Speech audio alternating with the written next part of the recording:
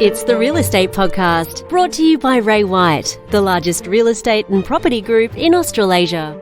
Friends, we have made history tonight.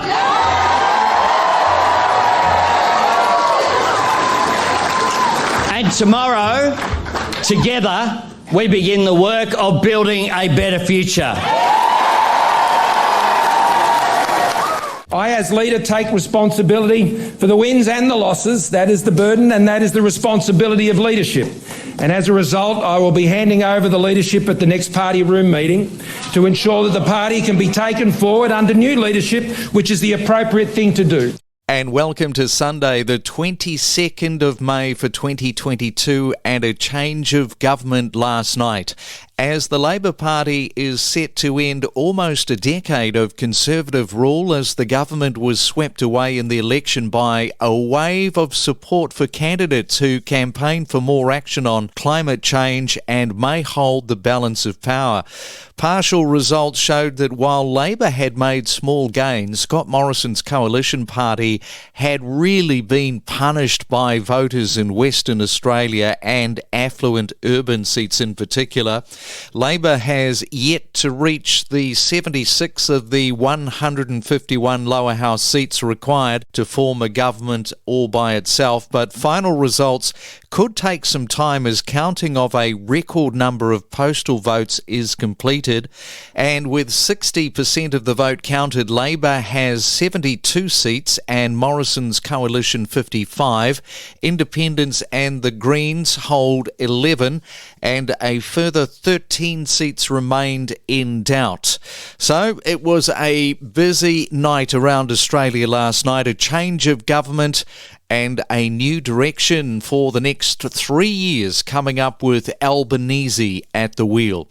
Coming up in just a moment, we're going to have a look at the Sunday weekend in review. It's the Main Centre forecast with propertybuyer.com.au. All right, let's have a look at weather around Australia. First, we go to Sydney, expecting some showers, some wet stuff today with a high of 19 degrees. Melbourne, cloudy but dry with 14. Brisbane, expecting also rain today, a high of 21. And in Perth, expecting showers with the possibility of a storm, and 24 degrees is your expected high. Enjoy your morning coffee. It's your Real Estate Weekend Podcast in review. You're seeing firsthand what is happening at auction time. What did you see last weekend that perhaps surprised you? Did it tell you anything that you didn't already think was happening? Look, at the moment, what we are seeing is that we're still dealing with people who are pre-approved. So at the moment, the people who are registering to bid at auctions have already done their sums and financial figures, and a lot of them are on the clock. They don't want to have to go through the red tape of reapplying for a mortgage. So there is still a little bit of urgency out there from the buyers that we're dealing with. They want to borrow based on the rate that they might have already locked in on their pre-approval. So still transactions happening, but the sold prior numbers definitely creeping up as well. And with active bidder numbers down, that is increasing the odds for sure for buyers getting what they want. So, it's a good time, isn't it, to buy? Look, it really is a narrative that I'm encouraging a lot of my agents to talk to. And that is the fact that the odds are really in the buyer's favours right now. If you look at a hot market, and even if we were to cast our minds back 6 months ago and look at what was happening in spring of 2021, most registered bidders at auctions were competing with anywhere from 8 to 12 registered bidders on average per auction. At the moment, you might be a 1 in 3 chance. And so I think if you are ready to go and you're pre-approved and you like the home, it's a good time to be a bidder. The odds are very much in your favour. Informing you on real estate. It's your Real Estate Weekend Podcast in review. I guess off the back of that, what is your thinking around waiting to see if there is any downward movement on prices? Are you prepared to sort of wait to see if that happens, or have you got the mindset of let's just crack into it? It's a very good question, and I'm sort of two minds. I have pre-approval, so I feel like maybe there's a bit of urgency for me to try to get in, but I am also thinking it's probably best to sit back and wait. The risk-averse person in me is saying, just let's see what's going on. I read an article in the Fin Review that said they're anticipating that it's going to keep rising until next year. So theoretically, I should definitely wait. Yeah, risk averse. That makes it doubly hard, doesn't it? Exactly, which is probably why I'm 34 and still not in the market. Right, okay. Well, you're making gains. And as a first home buyer, is it a little bit like someone watching the share price daily to see if the rate rise is going up and down? Has it been a little bit like that? Exactly. I've become a little bit obsessive on Domain and real estate, just thinking maybe this next apartment is it. Maybe I have to just keep looking and checking against the price comparisons to see how they're selling, but it doesn't help. And how long have you been looking, and where in Sydney are you hoping to buy? Well, I am fortunate enough to be living in Bondi at the moment, and the times of COVID have meant that I've really gotten used to this lifestyle. I'm hoping to be able to afford just something small in Bondi if possible. It is a micro market here, and sometimes the market in Bondi doesn't tend to reflect the rest of property market across Sydney. So I also have to keep that in mind when looking and waiting. Now, you mentioned Bondi, so in Sydney there are many lifestyle buyers, which means that people have certain areas that they want to live in, as opposed to somebody that just wants to get into the market at all cost. So which are you? I'm kind of feeling you might be a bit of a lifestyle one. I am definitely a lifestyle buyer. I had this fantasy that I could just walk barefoot with my surfboard to the beach. Doesn't leave me with much space. You're painting the picture. Yeah, we're getting to realise what it is that you're after, Elise. And just in terms of the cash rate going up, do you feel more optimistic? I know that you're risk adverse, but is there a bit of optimism? There's definitely optimism.